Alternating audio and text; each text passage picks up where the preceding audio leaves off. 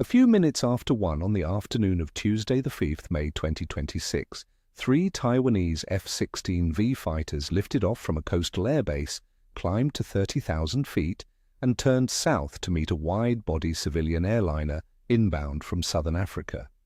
The airliner was an Airbus A340-300 belonging personally to King Mswati III of Eswatini.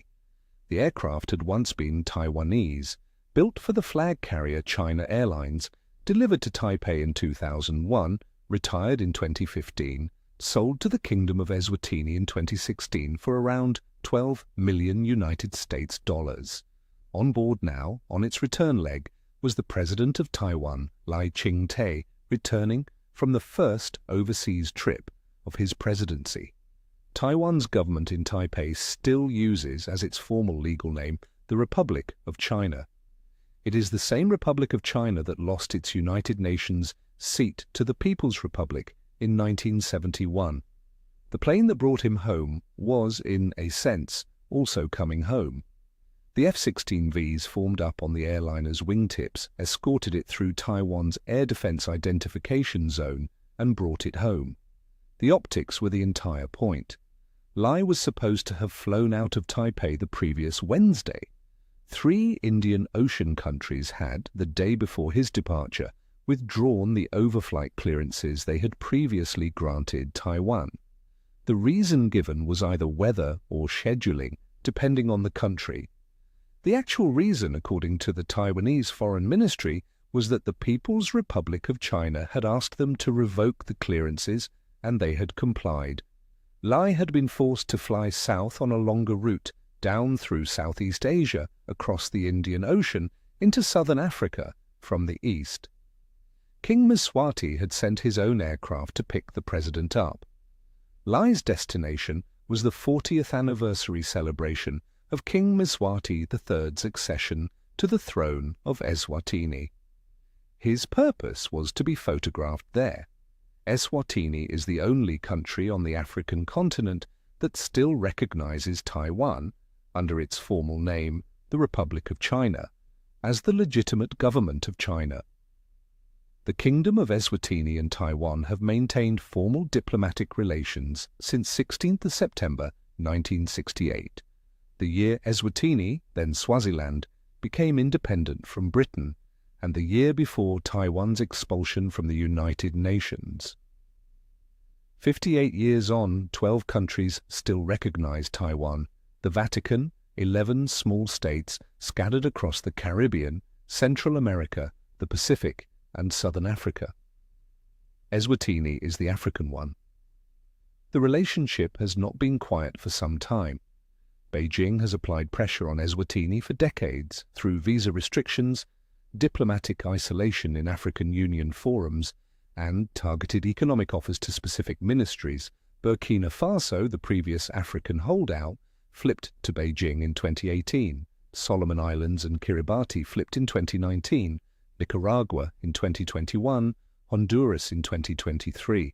Eswatini has not flipped. The reason it has not flipped is not heroic. It is mechanical. King Mswati III is the absolute monarch of a small kingdom of 1.25 million people.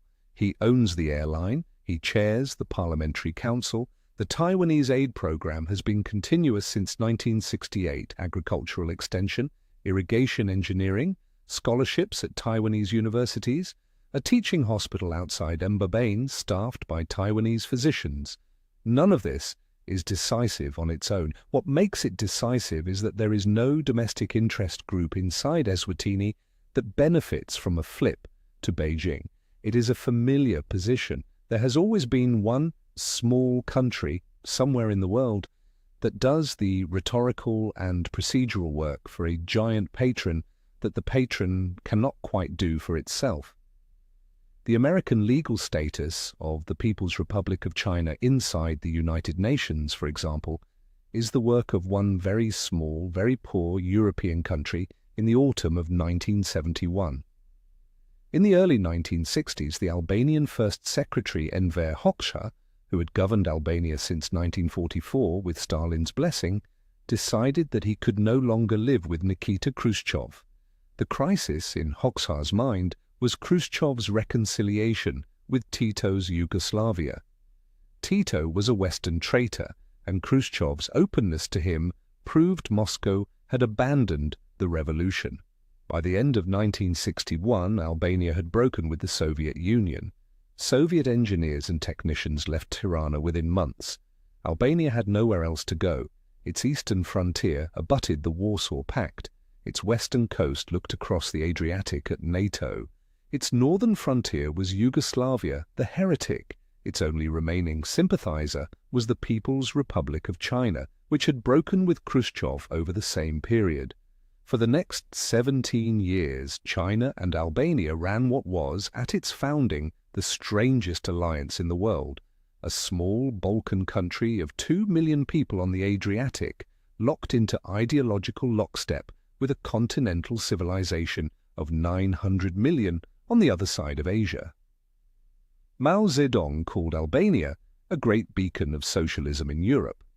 Beijing built Albania's chrome refineries, its hydroelectric plants, the Kombinat Metallurgic at Elbasan, and most of the apartment blocks of suburban Tirana. Albania paid back the favor at the United Nations.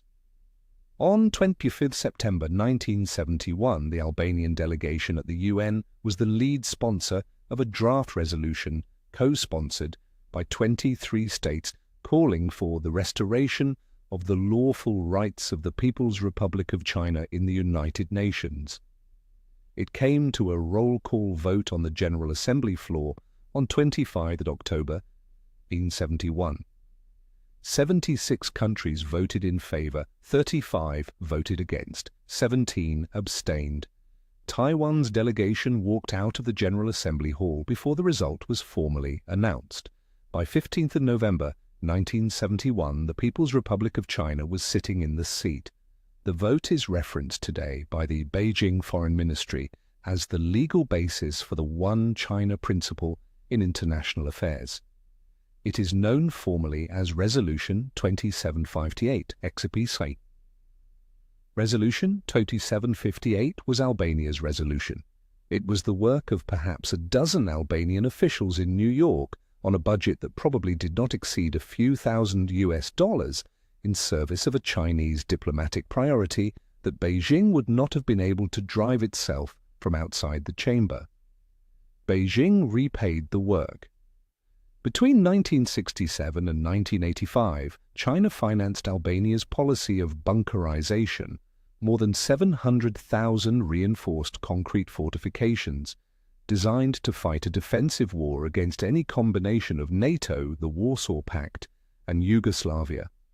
The bunkers ate at peak years 20% of Albanian GDP. They cost, in real terms, twice as much as the French Maginot Line. None was ever used in combat. The bunkers existed because the alliance existed. The alliance ended on 7 July 1978 when China formally cut all economic and military aid to Albania. The trigger had not been Soviet pressure, or Yugoslav revisionism, or any of the crises Hoxha had spent 2 decades preparing for. The trigger had been Beijing's pivot. Richard Nixon's visit to Beijing in 1972, the death of Mao Zedong in 1976, the rise of Deng Xiaoping, and the Chinese decision that the United States now mattered more than ideological purity. Albania was discarded as a relic of Mao's late romanticism. Hoxha did not flip. He turned further inward, declared Albania the only true socialist state on earth, and ruled an increasingly hungry country alone until his death in April 1985. By the early 1990s, the Communist Party had collapsed. The bunkers, all 700,000 of them, are still standing in the fields and on the beaches of contemporary Albania, used as small holiday cottages, mushroom-growing sheds, and graffiti canvases. They are the most visible legacy of the 17-year alliance. The lesson Albania left behind is a structural one. When a small state ties its diplomatic identity to a giant patron, the relationship survives the rival's pressure. It does not survive the patron's pivot. The threat comes from the patron's own change of mind. King Mswati III's Airbus landed at Taoyuan at 1:30 in the afternoon, 3 F-16Vs in formation. President Lai descended the steps, posed for the photographs, and went back to work. The pressure on Eswatini from Beijing is real and continuous. The People's Republic has revoked overflight clearances, restricted Swazi visas, and made clear that recognition of Taiwan is incompatible with full participation in the African Union's emerging economic architecture. Mswati has held the line. What Mswati cannot affect is the politics inside Taiwan itself. Taiwan has, for most of its history, treated diplomatic recognition of Taipei as a matter of existential identity. 12 allies are not many, but 12 allies are enough to keep the government in Taipei a state under international law. The risk to Eswatini is not the obvious one, it is the deeper one. If the political consensus in Taiwan ever shifts toward formal accommodation with Beijing, or toward a managed reunification, or toward the abandonment of the diplomatic recognition strategy in favor of de facto presence at the WHO and the WTO, then Mbaban will find itself holding open a door that no longer leads anywhere. Albania survived the Soviets. Albania survived Yugoslavia. Albania survived NATO. What Albania did not survive was Beijing's decision in 1978 that the United States was now more useful as a partner than the Adriatic was as a beacon. Last time the smallest ally was abandoned by its own patron, not by its rival. Eswatini's bunkers are not concrete. They are the diplomatic recognition of a state of 23 million people on a different continent. They are doing exactly what Albania's were doing in 1971, holding open a door for someone larger. This time, what comes next?